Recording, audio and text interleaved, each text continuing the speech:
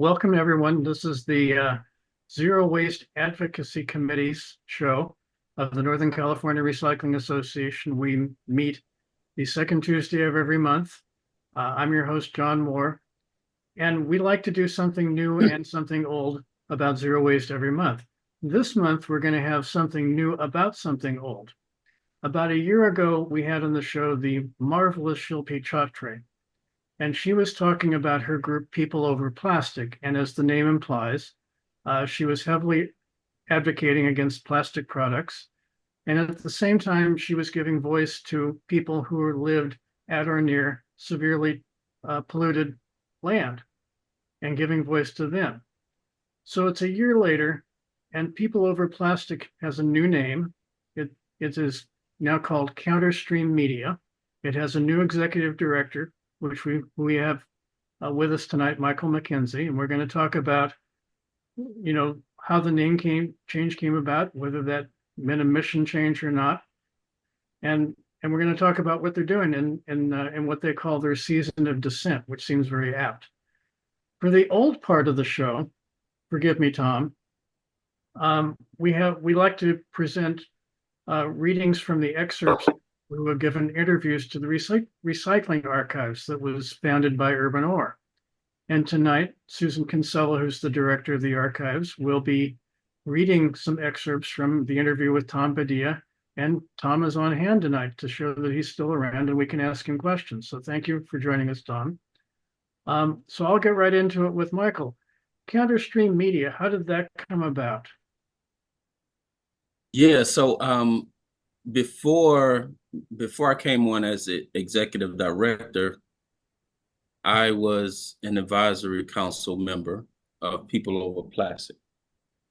And People Over Plastic has always been in media for environmental justice, with the key initiative being the podcast. But what we found was that it was hard to have an elevator speech about the other pillars of things that we amplify as an organization, such as housing justice, petrochemical expansion, examining COP cities around the country, looking at native activism and solutions, as well as water rights, because people would get fixated on the People Over Plastics aspect of the name.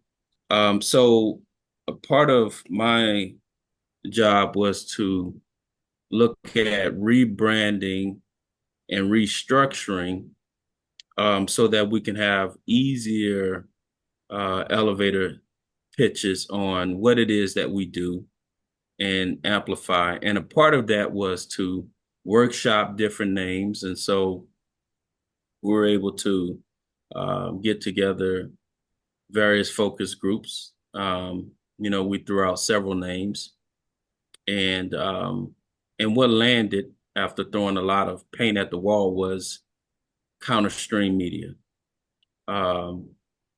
And shameless plug, it was the name out of the 50 that I put into the hat.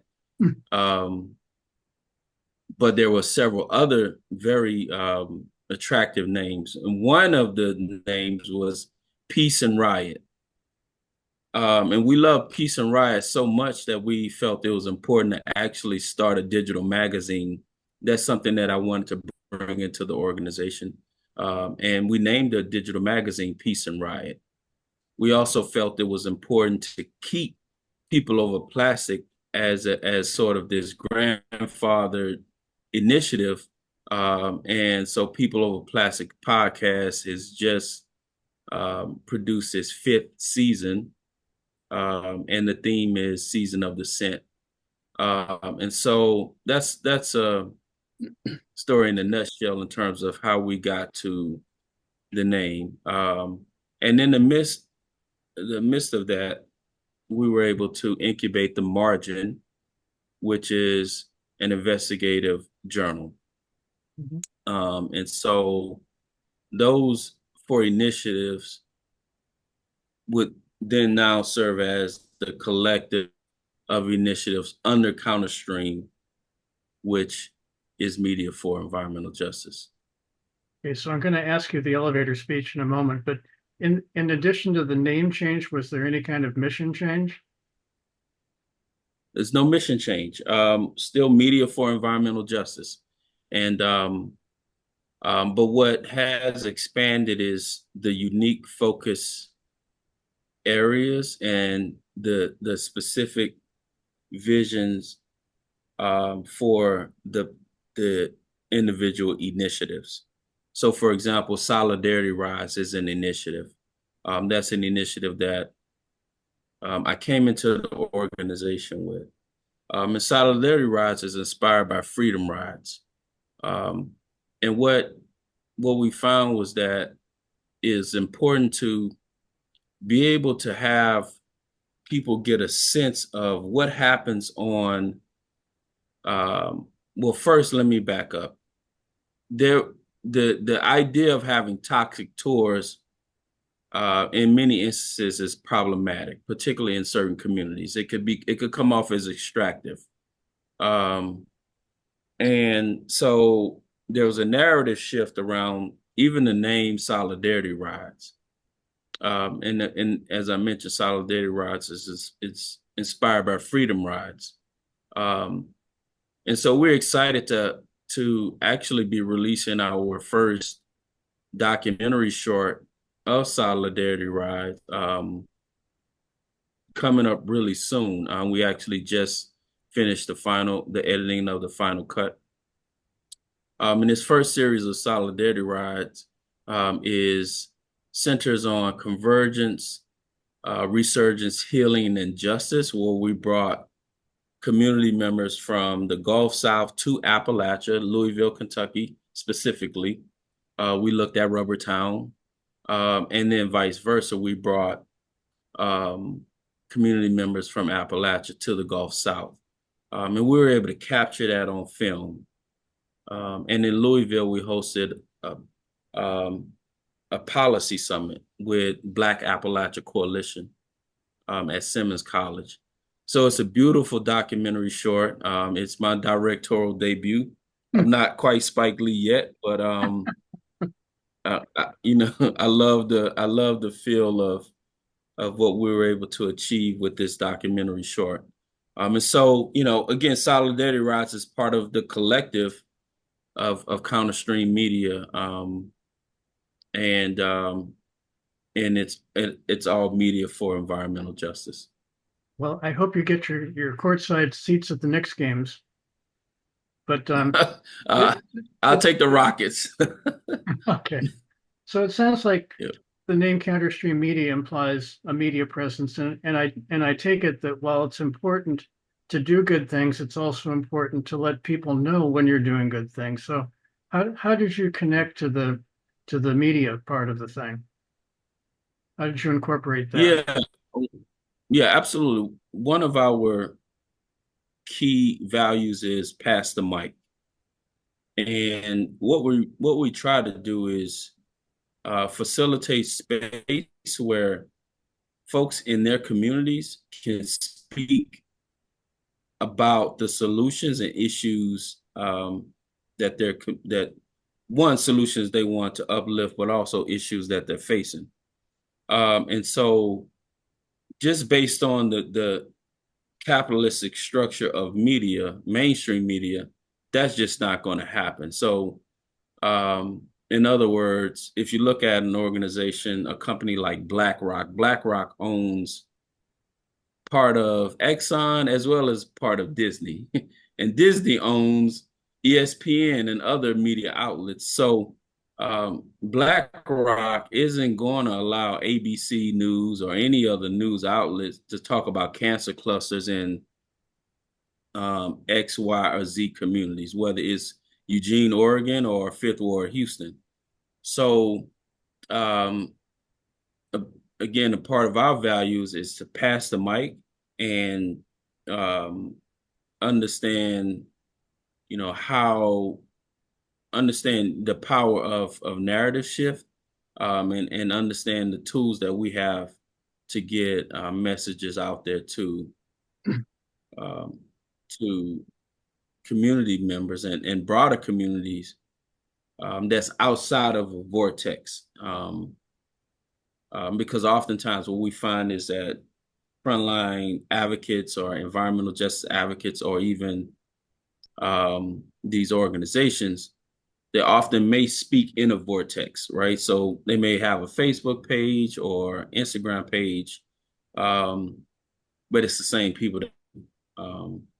So for us, it's really about helping these organizations break out of that vortex and get messages outside of their immediate circles. So let me try to make a connection here. Last month on the show, we had a woman named Bianca Lopez, who was an amazing community activist from Stanislaus County, which is maybe 50, 60 miles from Oakland. And she was pretty much could take credit for closing the last garbage incinerator in California. How can you pass the mic to her in a way that lets other people know that this can be done?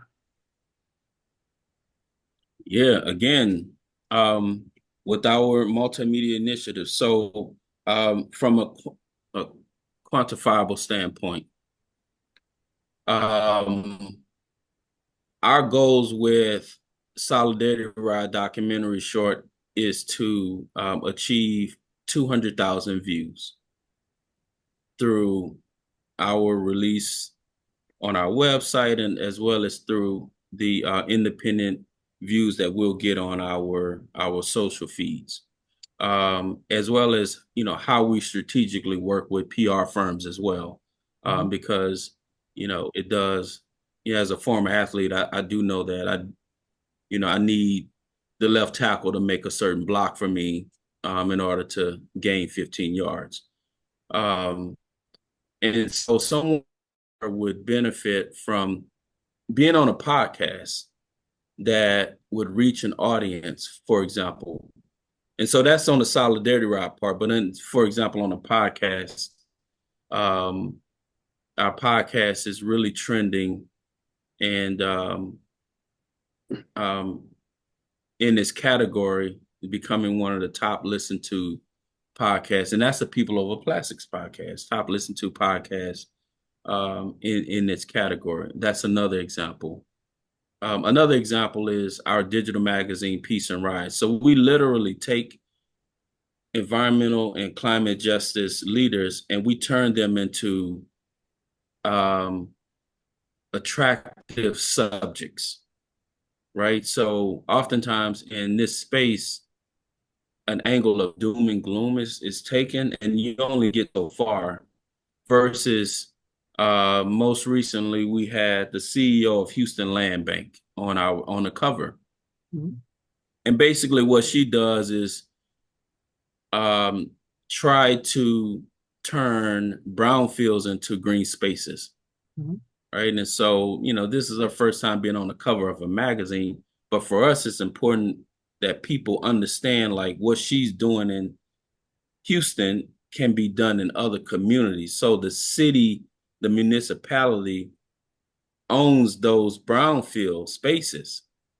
And there's a process by which communities can say, we want to, one, mitigate whatever toxins, and we want the rights to buy this and then turn this brownfield or this old gas station or this old tire shop into a park, into affordable housing or whatever. So those are some examples of like how we look to leverage the important work of leaders who don't necessarily have the comms infrastructure to get their message out. So I heard that you have a top-rated podcast, but you mentioned a magazine. I didn't realize you had a magazine also. So tell us about that and what its circulation is. Yeah, Peace and Ride. It's a digital magazine. It's a digital zine, and it's actually you can access it from our website. This is our second issue we released.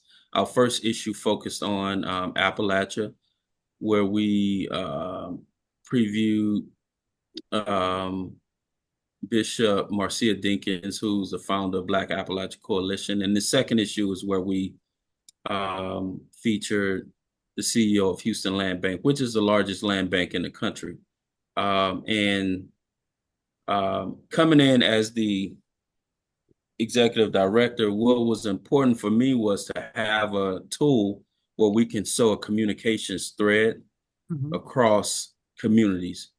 And so what that looked like is actually having a publication where we're featuring someone from the Gulf South, but we also featured someone who's solving water justice issues in DC and Somalia.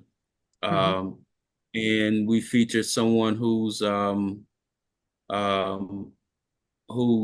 preserving seeds of sacred plants in Palestine. And so Peace and Right is it you know, again, it takes a artistic and I would say elegant approach to uplifting environmental and social justice advocates as well as topics. So you have a lot of cool content on your website. How do you get people to the website? I think Neil has a question. And I'll Neil, if you like, I could hear your question and then also answer that question as well. I'll wait. Why don't you answer John's question and then I'll ask. I intend to open it up for questions at the end. Oh, got it. Okay, yeah. So, thank you for that. You know, I think for us, we've been able to build some pretty substantial relationships. And because of those relationships, which started with people over plastics, you know, we've been able to really leverage this rebranding to drive people, one, to the website. So, for example, you know, if you want to read the zine, the Peace and Ride digital magazine, you have to go to the website. And our first issue had 30,000 impressions. And that's pretty good because, you know, we live in a society where people really don't read as much as they should. But what we do is take those articles and we parse them out. So while we feature them in the digital magazine, we also take those segments and then we repurpose them on socials to constantly drive people back with fresh content.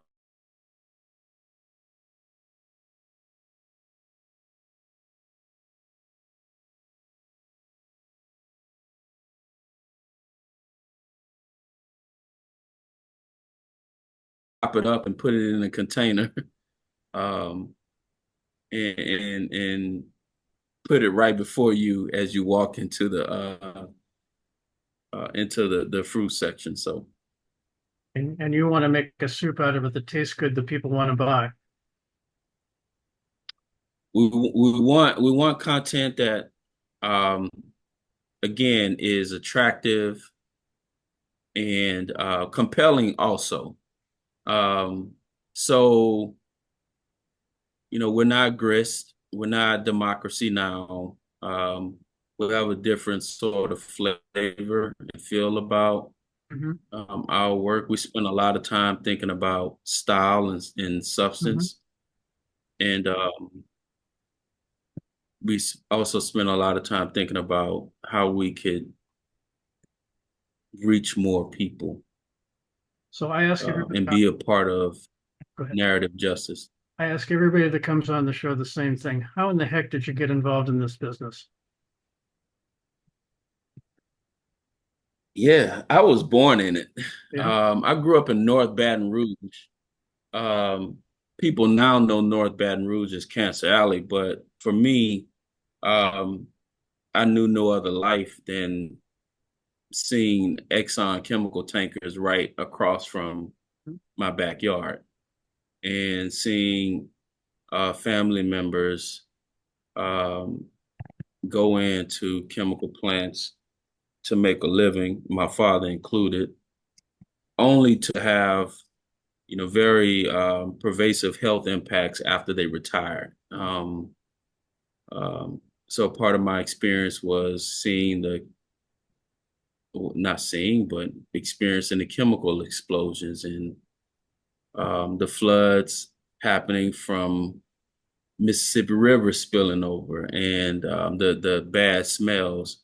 So I was the first in my family to go to college, majored in sociology with a minor in urban studies, and then torn Achilles. So NFL was out, but I started working with kids in Houston. Moved to Houston. Houston is sort of a migration pattern from Louisiana, because Louisiana is just fishing and LSU football and oil and gas, and that's all that matters. So moved to Houston, and what I found was that the young people in the community I was working in, they were going through the same things I was going through. So it was really no different. So a lot of what I am as it relates to community leadership, and this space is really driven by my own experience, my lived experiences, as well as my experiences in education. So, I was a teacher, and then I became a principal, and high position in school district. And I started having arguments with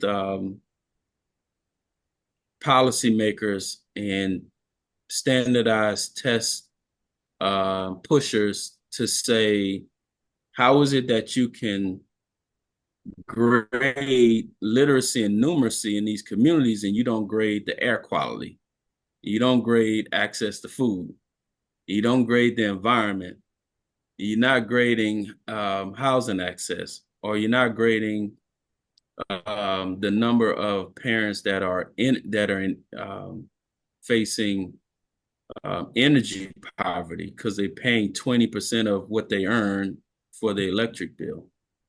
And so for me, it was important at that time to sort of make a segue from public education to environmental justice. And I was able to do that, one, by starting my own organization.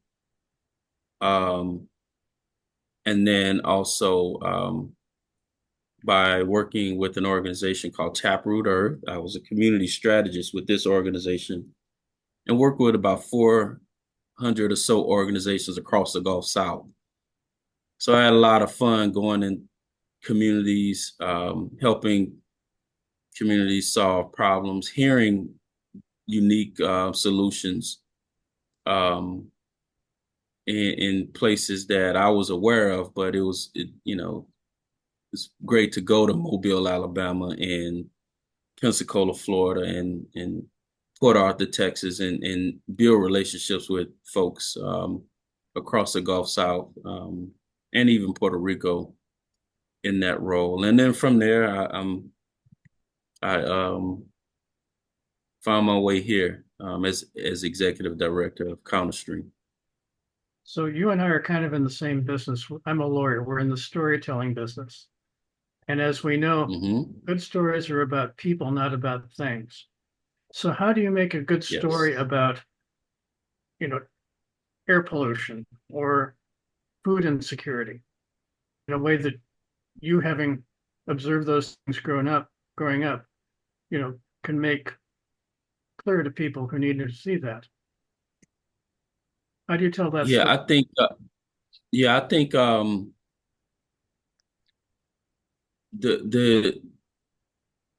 the art is already there, and I think that it's incumbent upon the storyteller to really facilitate the space for the authentic story to come out. So, for example, if we're looking at how I directed the documentary short for Solidarity Rides, it really was about, let's facilitate the space and let people tell their stories. And for me, I'm a documentary addict.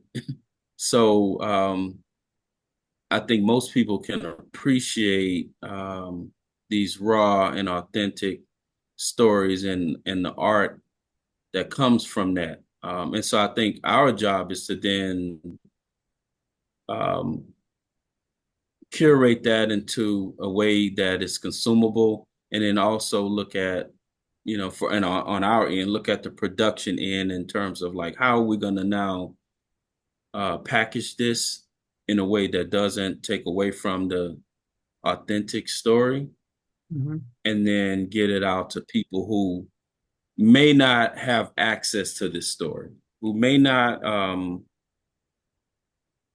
know what Rubber Town is, or who lives in Rubber Town in West Louisville, and when did it start, and how does this Rubber Town relate to rubber extraction from the Congo, when King Leopold diced up Congo and Michelin empire began to experiment with making tires.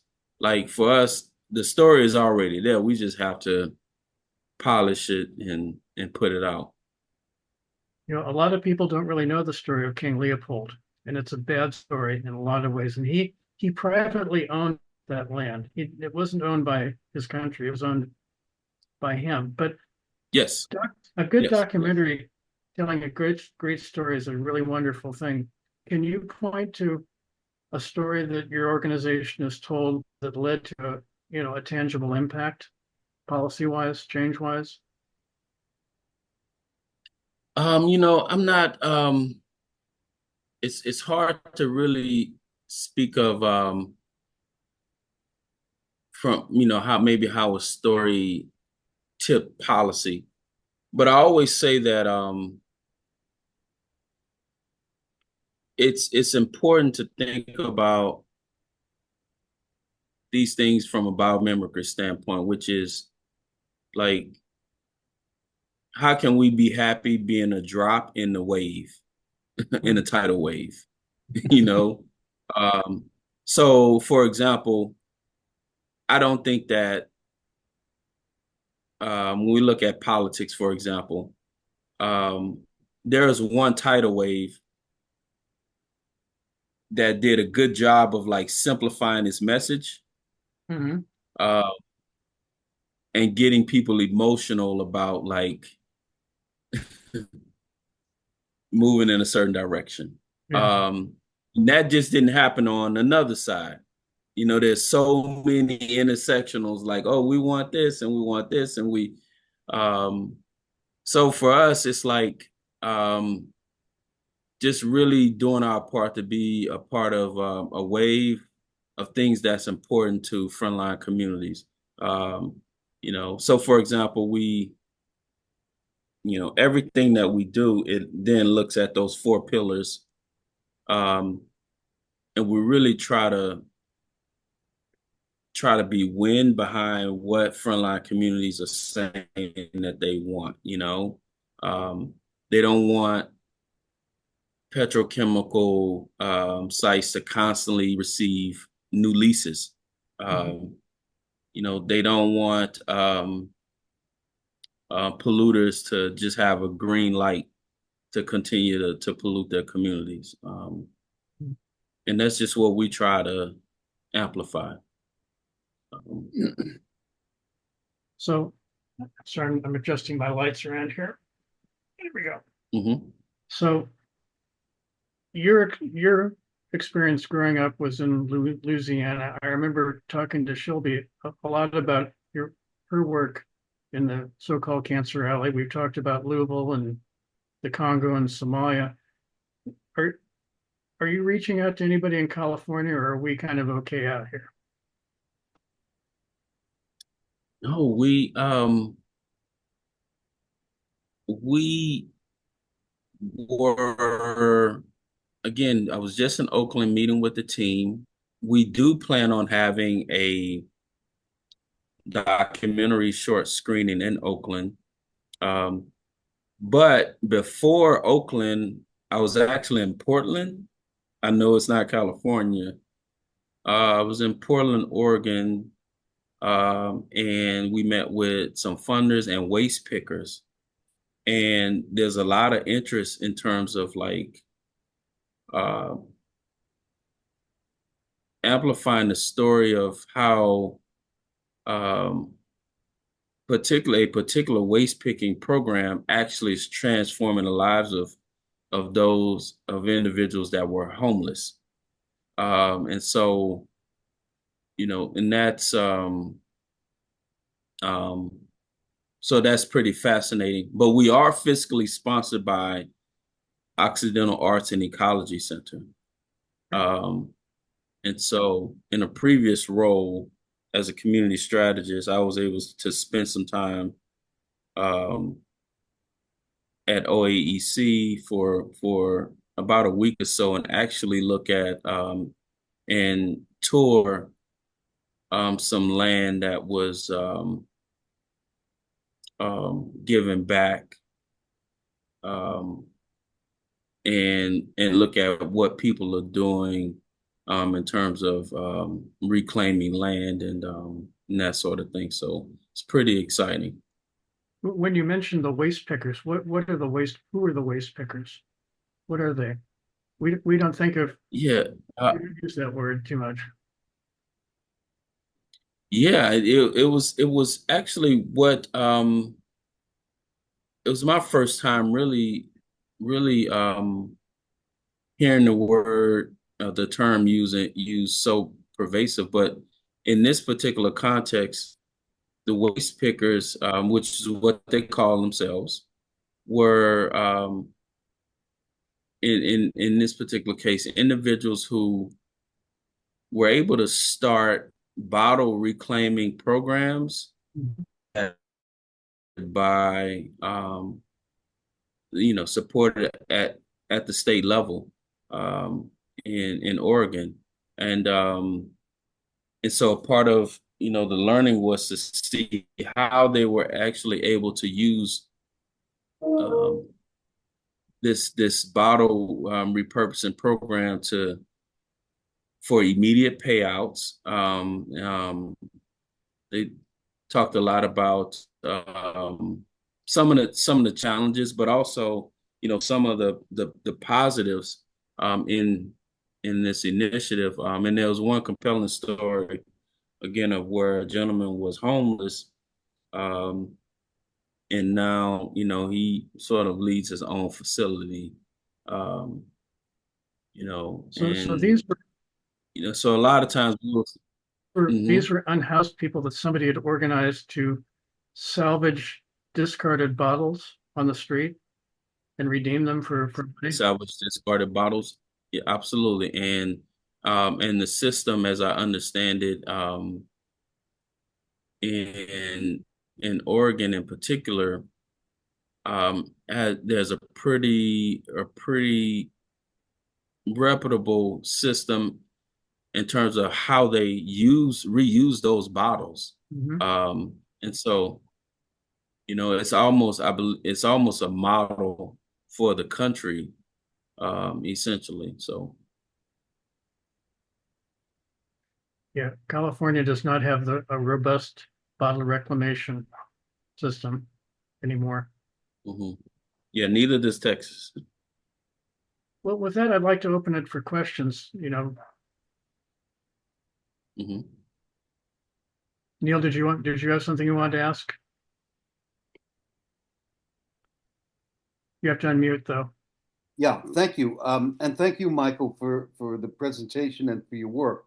My question is, on your podcast, let's say there's a project in Minneapolis where citizens are fighting an incinerator that has been polluting their community for many, many years. If if they were to contact you and do a podcast, how do you broadcast the podcast in the Minneapolis region so the podcast will meet people that the activists are trying to impact in terms of convincing them to join the movement to shut the incinerator? Yeah, so our podcast is everywhere you get podcasts. So we're on Apple, Spotify, and because of that unique distribution model, we're able to elicit listeners from around the world.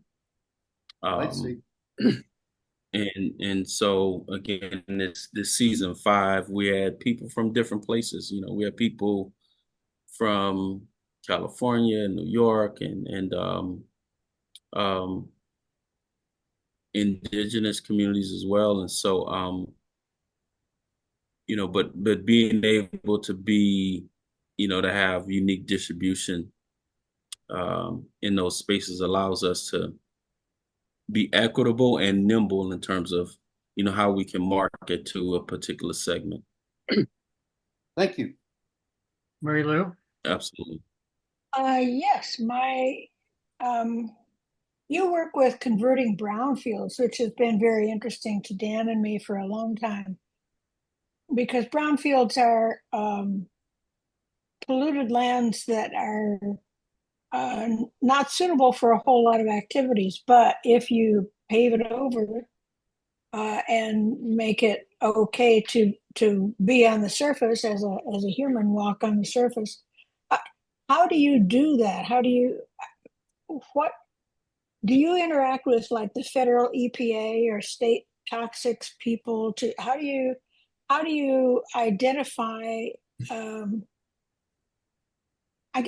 You know where the brownfields are, and you know some.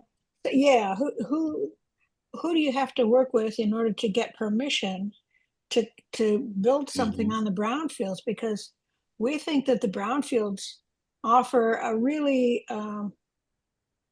wonderful opportunity to develop resource recovery in a sustainable way, because brownfields are very often real close to communities and close to communities that want opportunities and can use them and, you know, develop jobs, but they're brownfields. So who do you work with to get permissions and regulatory stuff done? Yeah, that's a really good question, Mary Lou. Different cities run different offenses in terms of how they govern toxic spaces. And so, to your point, brownfields hadn't necessarily met the level to be considered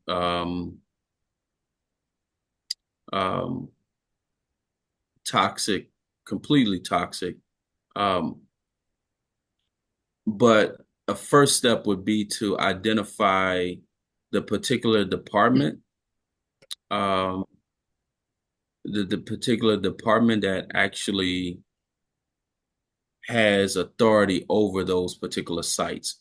And then also the EPA, again, there may not be an EPA after, this year. So, Yeah. But the EPA has several grants for converting brownfields. And oftentimes cities will either ignore it, but I know that there's one LOI out right now about brownfields. And so, that's the first, I would say the first step is to identify who in the city. LOI is letter of intent. I'm sorry. Oh. Yep. Letter of intent. And so the first, I think the first step would be to identify what department in the city is responsible for regulating these brownfield sites. And then the second step would be to determine, who's the owner, because oftentimes the city will actually have cited a place for so long where they will take ownership of it and just hold on to the keys, and so,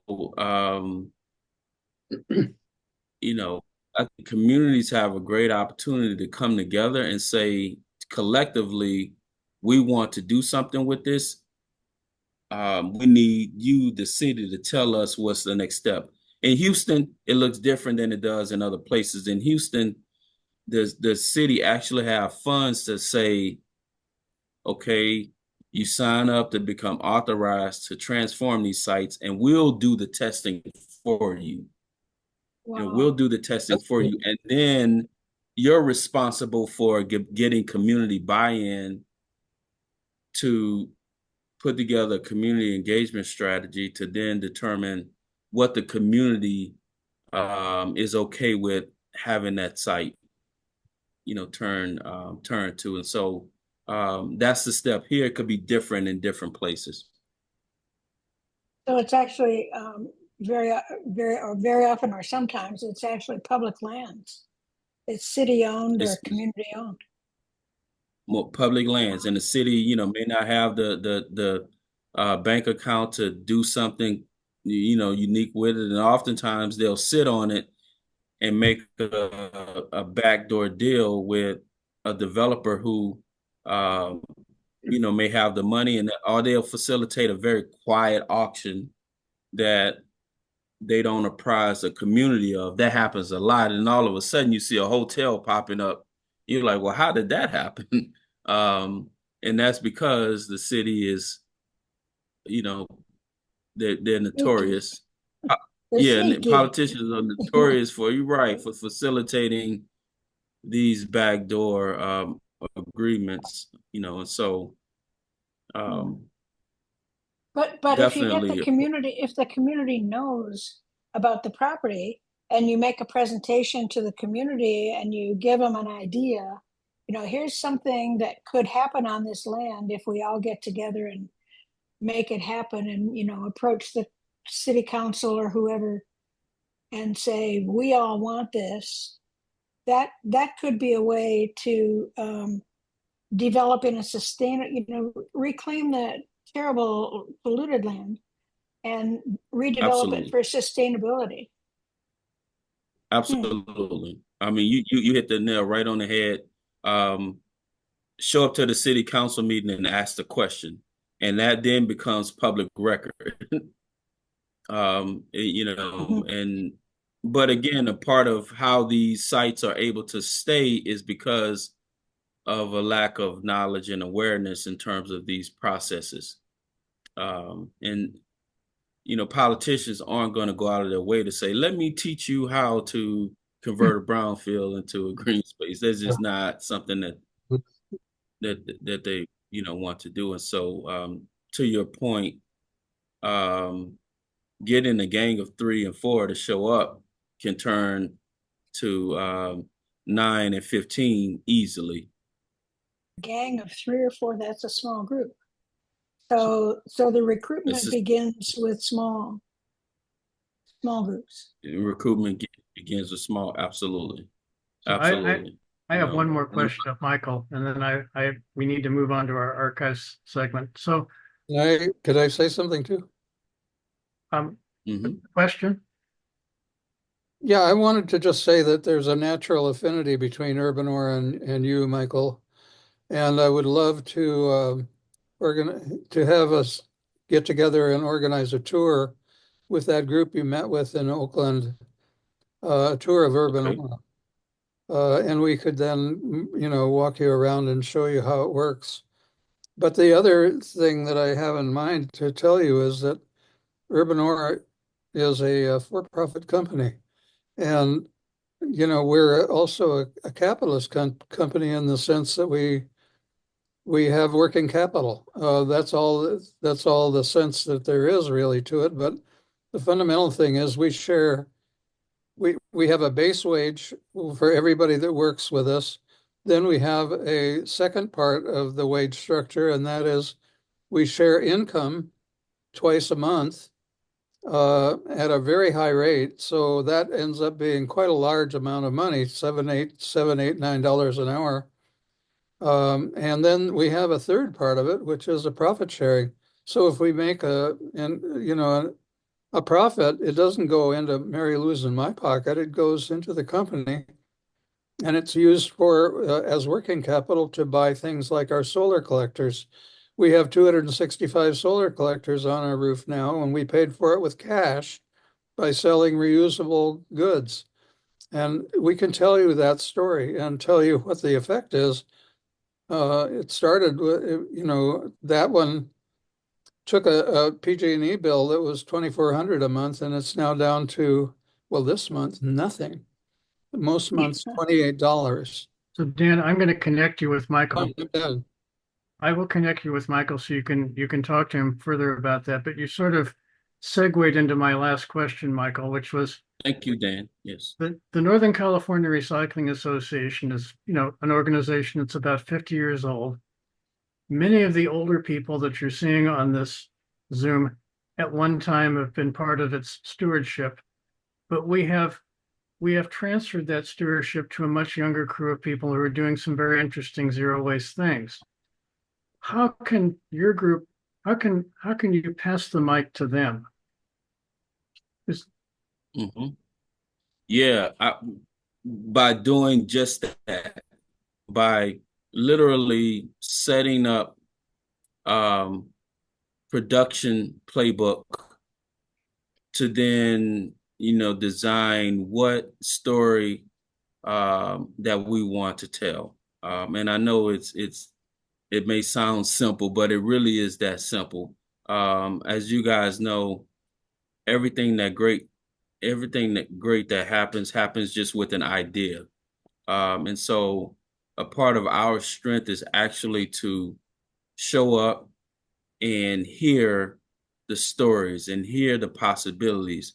And there's a thread, because I believe the work that Northern California Recycling Association is doing has a connection to that work that's happening in Portland. And so it really is an opportunity to say, how can we conduct a multimedia package that includes podcasts, that includes documentary shorts, that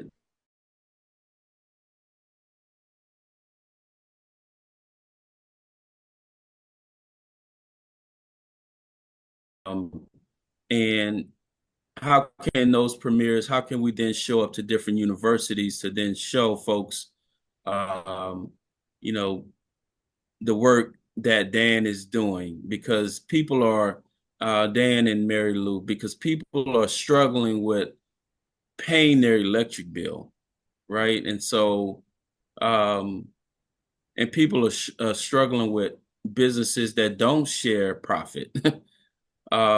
So they're compelling stories, and it's just about showing up, having coffee or matcha, and imagining what these stories can look like. And of course, yes, there's technicalities on the back end with production, but we have super, super creative people who specialize in sound and specialize in lighting and specialize in graphic design and all of that stuff that sometimes I get tired of hearing about on a daily basis. I really do. I get so many emails about the sound quality on. It's like, okay, you know what, I can hear, but I get it. We'll send it to the sound engineer. So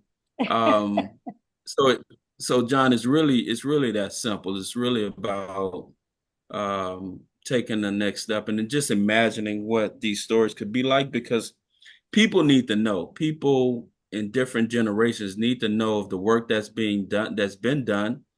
And I think we need to honor folks who've done the work in the past, and we need to do a more effective job of actually bridging the gap between the millennials and Gen Z who are carrying the work forward.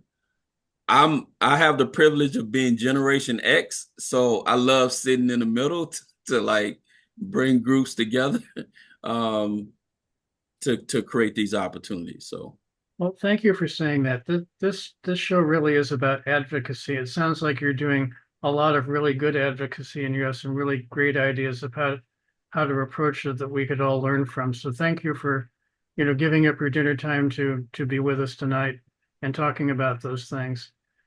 I'm going to segue Yes. to the next part of our show, which is the archives. You're welcome to stay, but again, thank you for being with us and sharing those things with us. Yes, I'll hop. I am pretty hungry, but I'll look forward to that. And yeah, let's talk about the next steps in terms of some ideas that we may have and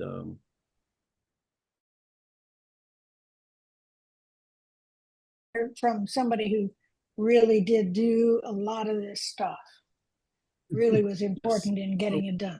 We will stay connected and pass the mic, but I'm going to pass the mic now to Susan Kinsella, who is the director of the Recycling Archives. thank you guys. And she is going to talk a little about what the archives are doing and then talk about her interview with Tom Padia, who is with us. All right, thank you. So, first of all, Tom, thank you. I'm glad you could be here with us tonight. Welcome to everybody else who's staying for our Recycling Archive segment of the ZWAC Show. You might know that we're building up a collection of interviews with people who've been important in creating our recycling system since the first Earth Day in 1970, and sometimes even before that. So I have a whole bunch of questions I want to ask Tom, but first, I'd like to do a short reading, and this really is a short one, probably the shortest one I've done so far, about the wide range of recycling experiences that Tom has in his background. So, let me just... One of the things that most struck me about interviewing Tom is how it seems he was often just in the right place at the right time over and over again, usually without even realizing it at the time. And sometimes he just sort of seems to have fallen backwards into jobs, or he got a Hail Mary pass that he didn't even know was possible.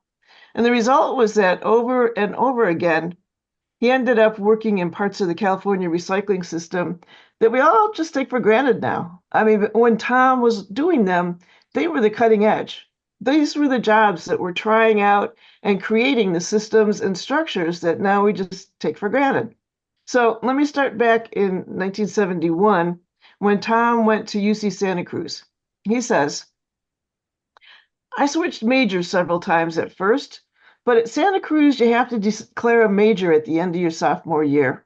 And that's when you make a decision on a specialty to concentrate in for the last 2 years. So after reviewing what I'd done, I found that I had taken a lot of political economy and history of labor movement classes. I had fewer units left to complete to get an economics degree than anything else. So I chose to become an economics major. Also, while I was a student, I started working at a wine and liquor store evenings and weekends and holidays, and after a while I became the store manager. My boss, who owned the franchise, bought a couple of other franchises in Los Gatos and San Jose, and after that expansion, I got into buying the wines for the stores. So Tom built up a lot of expertise in running a business. But after several years, he reached a point when he found himself unemployed. So Tom explains, "I didn't want to live on unemployment money. I was desperate for a job, for income from my own efforts.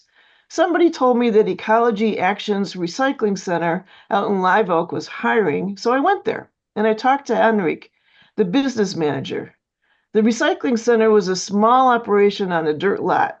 Henrik said that he had been hiring, but his hiring was for jobs that had to go to chronically unemployed people, and I had a college degree.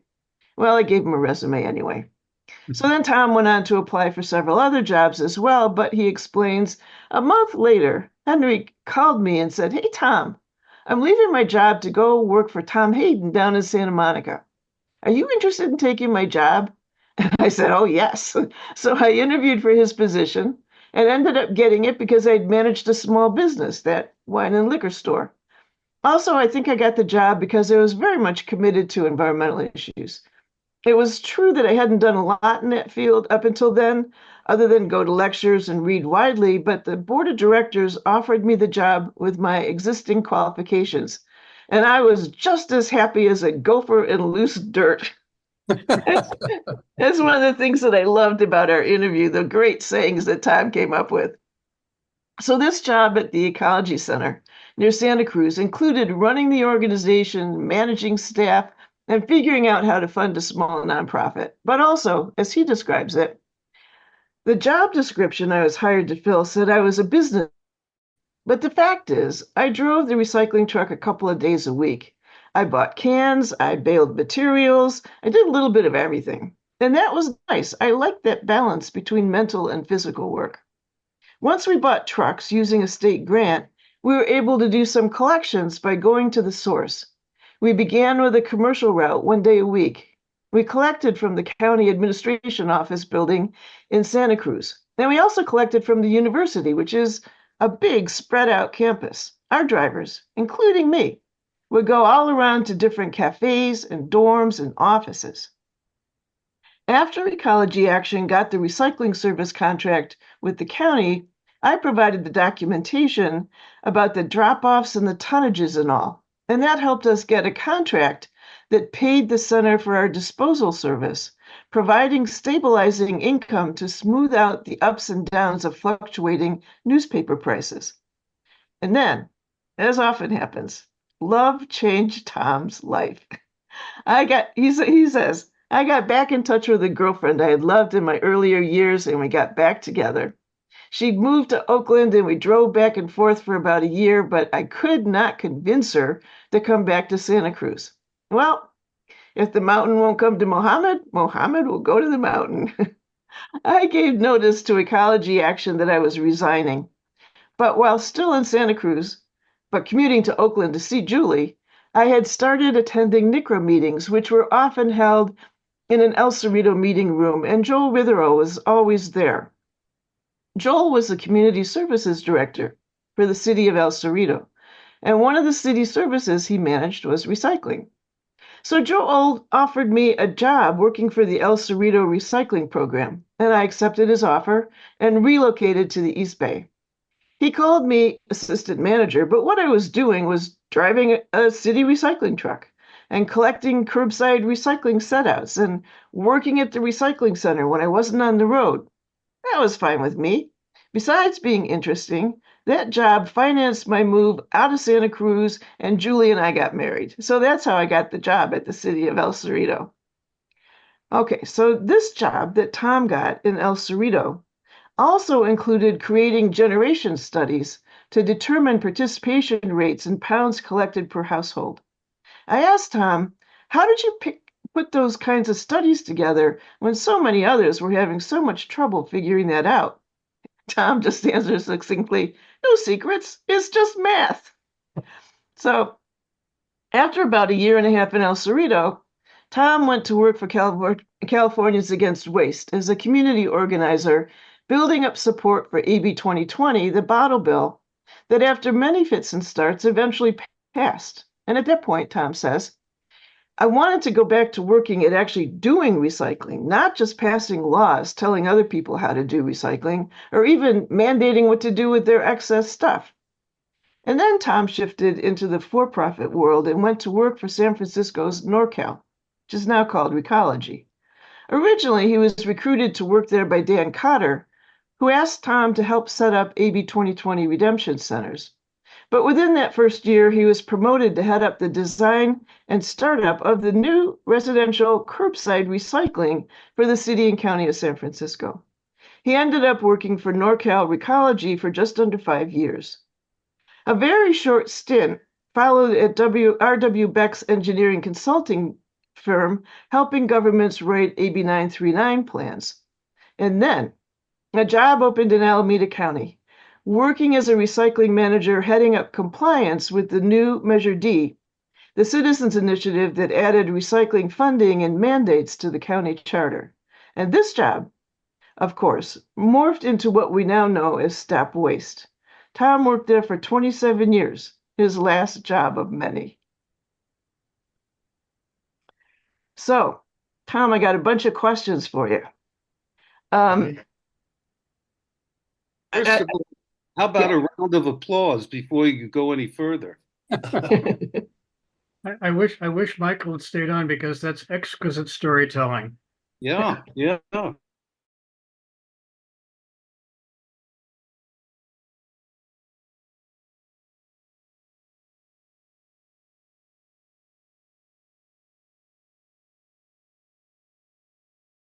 industry who probably don't know as much about it. So can you give us a short description about how Stopwaste was established and what its purpose and goals are? Well, Stopwaste was formed as a joint powers authority, which is a type of organization under California law that allows groups of public agencies to join together for a common purpose. In this case, it was all the cities in Alameda County, plus the county itself, and a couple of sanitary districts serving mostly unincorporated areas that also provided solid waste services. And in those days, in 1976, I believe, when the authority was formed, um, the state of California just required every county to establish a county solid waste management plan.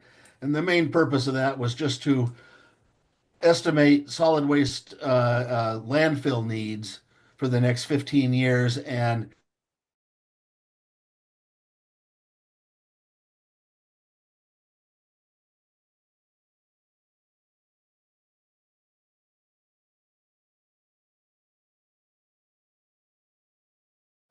the cities didn't trust the county. The little cities didn't trust the biggest city. And the county planning director, who was responsible for this co-swamp county solid waste management plan, said, okay, we'll form a joint powers authority and everyone gets a vote. And, we'll collectively do this co-swamp. So they did, and they just one elected official from each of the member organizations, until the city and county of San Francisco, who had been sending all their garbage to the landfill in Mountain View, that landfill was nearing the end of its life. It was getting full, and San Francisco went shopping for someplace else to take their garbage and talked to Oakland Scavenger Company, who had just permitted this potentially very large landfill out in the Altamont Pass area, eastern Alameda County. At that point, the Waste Management Authority stepped up and said, wait a minute, you're going to be using up capacity in our county that we had been planning on for our county's needs. So if you're going to do that, you need to mitigate the impact of filling up our landfill, one of our landfills. And you can mitigate it by paying a fee that we will use to either acquire additional landfill capacity in public ownership or to fund waste reduction programs to reduce our need for landfill capacity. So this was really the first source of revenue for the Waste Management Authority. Previously, they had required the cities to chip in amounts of money to pay for county planning department staff time to put together the plan that had to be approved by a majority of the cities containing a majority of the incorporated population, plus the county. That's a lot, maybe too much information. So the authority was now going to have, San Francisco didn't like the idea of paying this import mitigation fee, but they agreed to it with certain conditions that they not be charged any other future fees, et cetera. And now the authority was looking at an income of, I think it really like $4 million a year plus. And so they had to figure out, well, what do we want to do? The authority did a survey of the city managers, all the city managers of the 14 cities and the 2 sanitary districts in the county, what they thought the top priority should be between acquiring additional landfill capacity and public ownership or funding waste reduction programs. The city manager said the timing of this was that the city of San Jose had just gone through a process where Browning Ferris Industries, now Republic Industries, was receiving all the garbage from San Jose at their Newbie Island landfill. And BFI had announced to the city that the price of landfill disposal was going to go up by a third, by 33%. And the city was very upset. And basically, BFI was saying, well, you have no choice. And at the time, that was true. So the city, they hired Gary Liss, who came out as fill a new position, solid waste manager, had gone out to bid, had courted this new growing company out of the Chicago area called Waste Management to come out and build another landfill that could compete with Newbie Island. Which became Kirby Canyon landfill, was permitted in pretty much record time. And then the city put long-term disposal out to bid. And lo and behold, BFI, the city had expected that the half of the city closest to the new Kirby Canyon would go to there, and the half closest to Newbie Island would go there. BFI came in with a bid 33% lower than their then current price, back to their previous level. And all of the city's garbage ended up going to BFI. And this was a lesson that local city managers and people in charge of disposal operations took note of and said, well, we want to avoid being at the mercy of a monopoly private interest. So the city managers responded, we would like the top priority to be to acquire reserve landfill capacity and public ownership. And the thought was sort of like nuclear deterrence. They figure we may not, hopefully never need to actually use it, to actually operate a public landfill, but to have the threat of it to prevent monopoly pricing. And so there were local waste reduction activists who were upset that the priority, I think, was not going to be funding recycling, reuse, waste prevention efforts. So the authority did go about, they conducted identified a site out in the Altamont Pass area as a potential landfill area, adopted a policy of acquiring properties from willing sellers, ended up purchasing about 1,700 acres in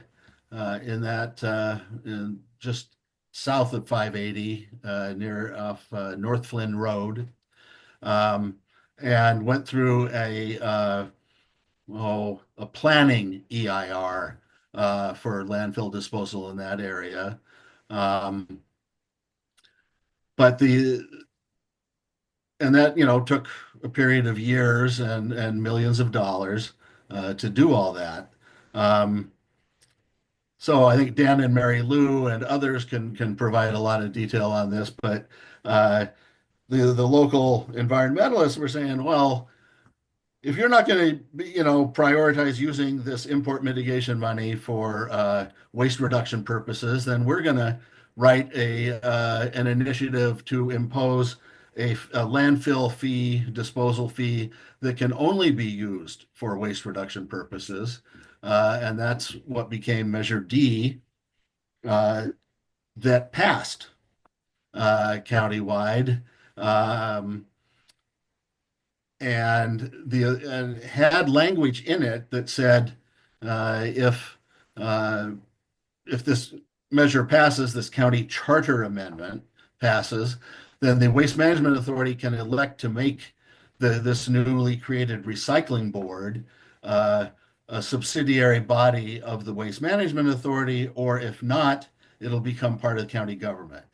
And the Waste Management Authority, who had adopted an opposed position to Measure D on the ballot, but these were practical politicians, elected officials, and this was all before my time, said, well, it passed, so in the interest of efficiency and trying to reduce duplication of effort or working at cross purposes, we'll make it the recycling board part of the Waste Management Authority. And that's the organization that became Stop Waste. Stop Waste is just a fictional doing business as name. People thought that we were either part of Alameda County, which we're not. Alameda County has thousands of employees, and Stop Waste at that time, had a dozen. Or they thought that we were part of Waste Management of Alameda County, the private garbage company, which we are not. So we felt that we rebranded as Stop Waste because it more clearly communicated the mission. And so the authority still had the state mandated requirements of a county now integrated waste management plan, but had a large stream of revenue focused solely on waste prevention, waste reduction, landfill reduction efforts. Okay, so that's a lot of history that I had not heard before. Thank you. What I have always really loved about Stop Waste was I'd often hear from people that were working there that since Stop Waste's funding comes from a $6 per ton fee for materials that should have been recycled but weren't, they've said to me, our goal is to be so successful at helping to increase recycling in Alameda County that eventually it'll result in putting us out of business because we've got all the recycling put together that hadn't worked before. So you were at Stop Waste for 27 years. When did you retire? What year was that? At the end of 2018. Wow, okay. And you did lots of different projects over that time. You were telling me about some in our interview that you particularly felt were important and creative and effective. Can you talk about a couple of those that you thought were especially good?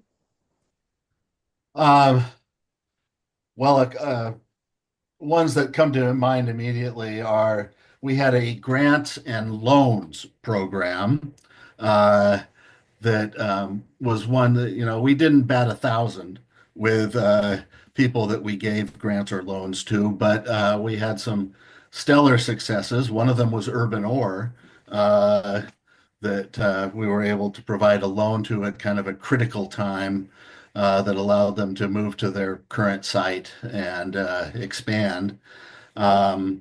We had given some loans to MBA Polymers, that was a plastics recycling company that went on to, and actually some early grants to them as well, to do a lot of cutting edge plastics recycling research.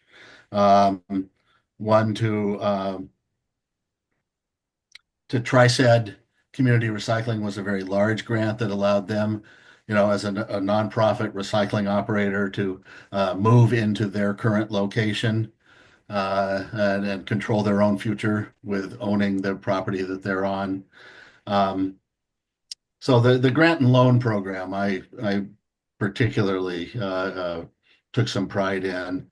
We also had a very early focus on construction and demolition debris.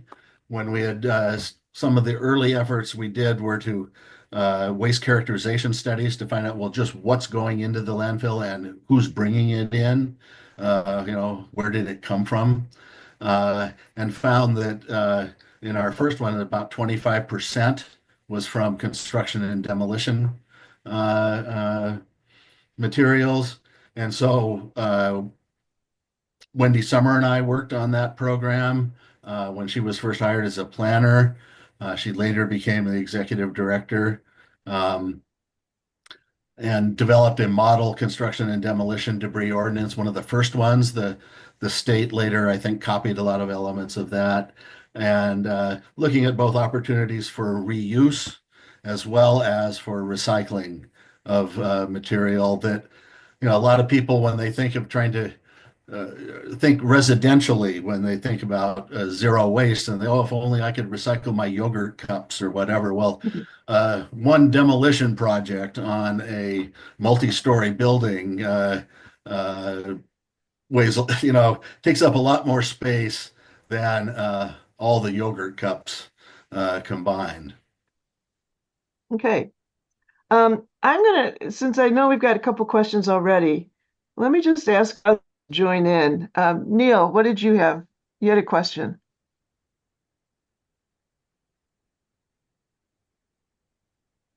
Or maybe not. Dan. Oh, okay. I did have a question. Okay. Tom, what is the current tipping fee that Stopwaste collects, and how much money a year do they have to distribute at this time? Well, my knowledge is dated because I've been Okay. retired for almost 6 years now.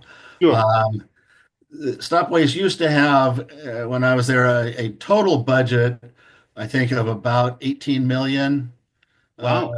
a year. Population of the county was about 1.6 million people. Um, the Measure D fee specifies how funds are to be distributed. And with 50% of the revenues from that fee, which it was $7 and change per ton when I retired, and wasn't going up anymore Okay. because of various state laws and initiatives that had passed restricting government funding, calling Okay. things taxes that required certain processes of approval. Um, Half goes to the cities, half spent on countywide efforts. So that was, and then the authority had a $4.34, I think, per ton fee that was their AB 939 fee, at a $2.15 per ton funding household hazardous waste efforts. And again, there were things put in play, new initiatives and laws restricting the ability of local governments to increase certain kinds of fees.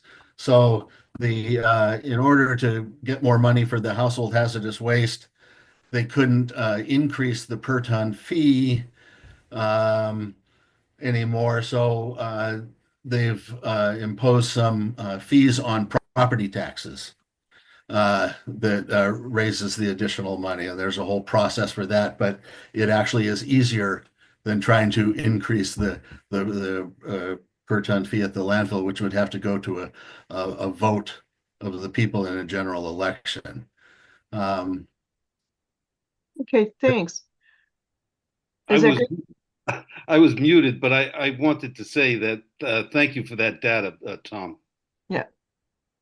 So here's a question that we started to have some discussion about in your interview. It came up about how recycled is handled differently depending on where in a local government its management is located.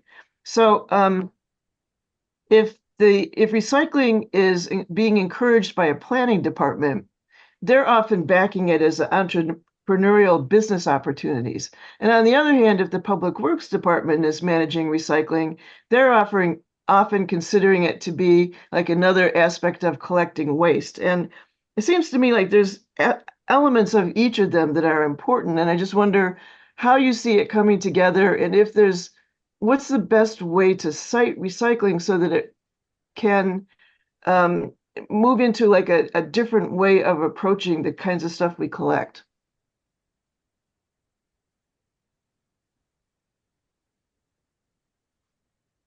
Well, I'm pleased to say that I think that things have changed from my first involvement in 1981 at Ecology Action to today, in terms of a lot of public works departments have become more progressive. A lot of times it came down to personalities of the public works director.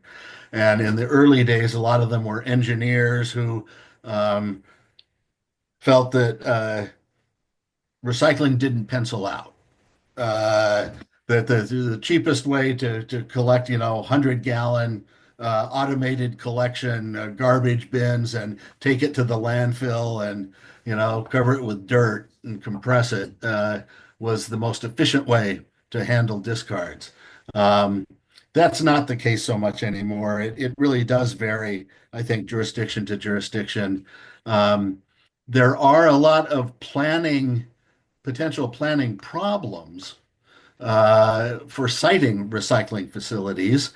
Uh, some of them are, neighbor concerns, and others are more bureaucratic requirements. Um, I tried to avoid planning CEQA stuff as much as I could in my career.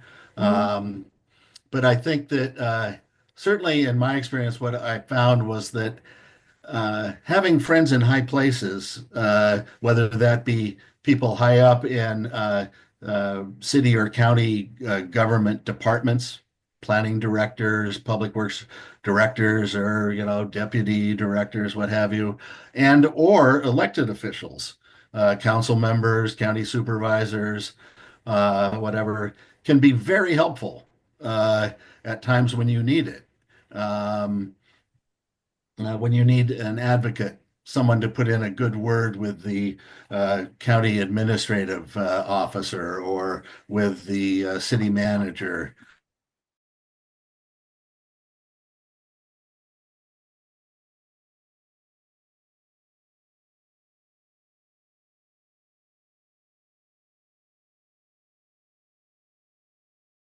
Area if the property, but of course, we all know that in the Bay Area, real estate in general is just um, incredibly expensive and difficult to find a site.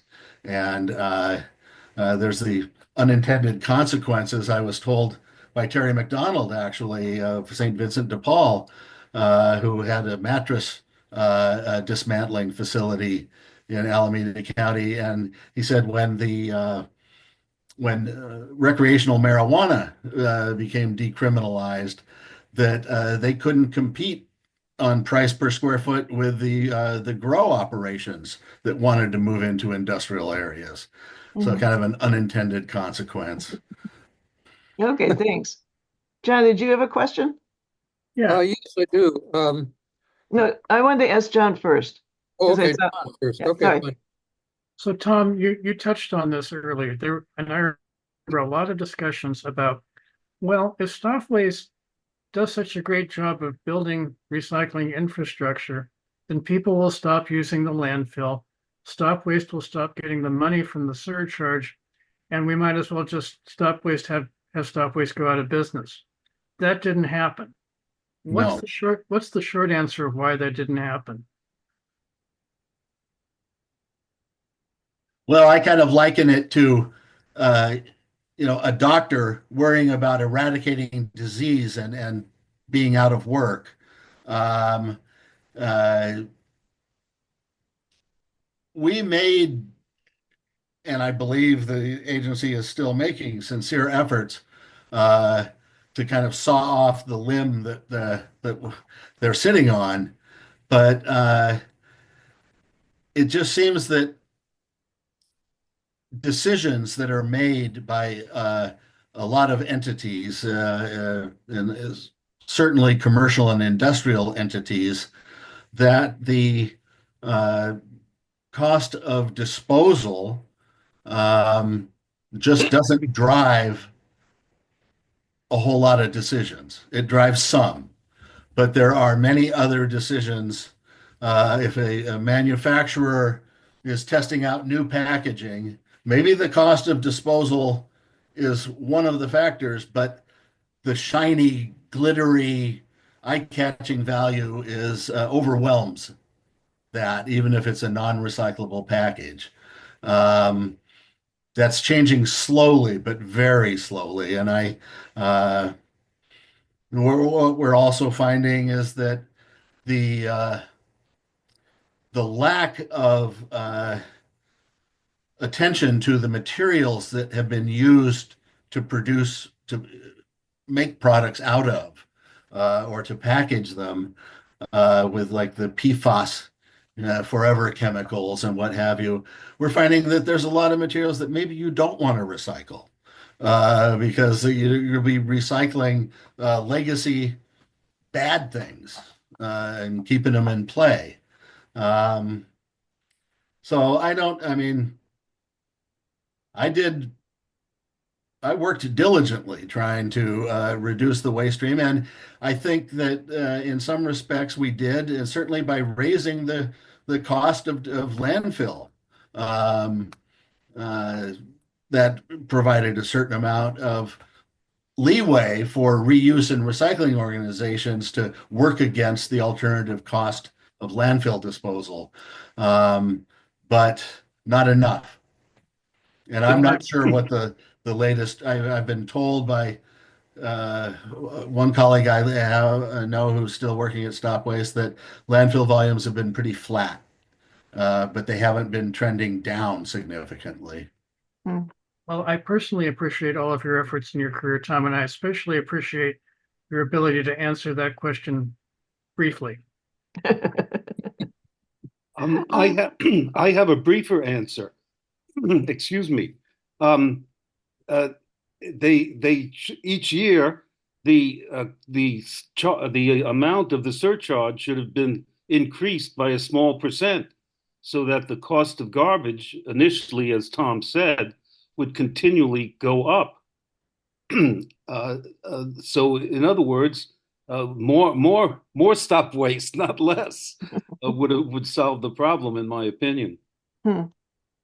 Well, unfortunately, the language in Measure D made it a discretionary act by the County Board of Supervisors to increase the fee by inflation, which they did for a period of time. And then this new state law that said, that would be considered a discretionary tax. Yeah, I understand why it didn't happen, but I'm saying that if the county could have continued to raise the cost of disposal, it obviously makes recycling more valuable. Or viable, yes. Viable, yes. So Dan, you've had your hand up for a long time, and we're going to have to wrap up soon. Did you want to ask something? Well, yeah, I wanted to have Tom just talk for a minute about the two different ways of measuring progress toward zero waste. One is the one favored by the state, which goes under the name diversion, which is notoriously hard to measure. The other is one that you guys pioneered, and that was landfill reduction. And I remember very well that you, probably 20 years ago, you came out with a whole long list of every single jurisdiction, 15 of them in Alameda County, and each one you said how much they had reduced wasting by from I think it was a 19-year period. And by that measure, we were at 50% reduction, which is a huge number. And we took out an ad and we actually ranked them so that number one was something like Fremont or something. It wasn't even Berkeley. I thought it would be Berkeley, but it wasn't. And the worst ones were the ones where the garbage guys live, over east of the mountains. But anyway, that's a second way of looking at progress toward zero waste. Do you have any kind of comment about that? Disposal. Well, one, AB 939, just given the timing of its passage, picked the year 1990 as the base year. And it so happened that 1990 was the pinnacle year of landfill disposal in Alameda County. And I don't know if it was debris from the fire.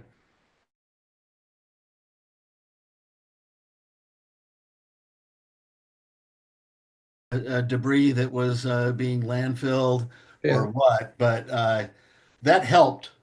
But basically, I think that looking at waste disposal intensity of whether it be per capita, per employee. I mean, some cities that have grown to twice the population and our primarily bedroom communities are going to have more garbage now, but how much per capita are they producing? And similarly, those with big business bases, the commercial sector might be over half of what they're collecting and sending to landfill. I think that there's a lot more attempts at grabbing materials at transfer stations than there certainly used to be. And I think that that's probably responsible for a lot of what is going on. The state method is pretty worthless, I think, as we all would agree. And they consider material used as daily cover, as alternative daily cover, to be diverted, when in fact it's buried under the next day's volume of discards and compacted and ends up taking up space. So I think we need to be looking at other metrics to look at to try and measure progress. Thank you. And likewise, thank you, Tom, for being with us tonight and sharing some history that I didn't know either. Thank you, Susan, for your usual elegant curation of the archives. And, we do this every month, the second Tuesday of the month, something old, something new, maybe something borrowed, something blue too. Okay, thank you all. All right. Thanks a lot, Tom. Good Thank night. you, Tom. Good night.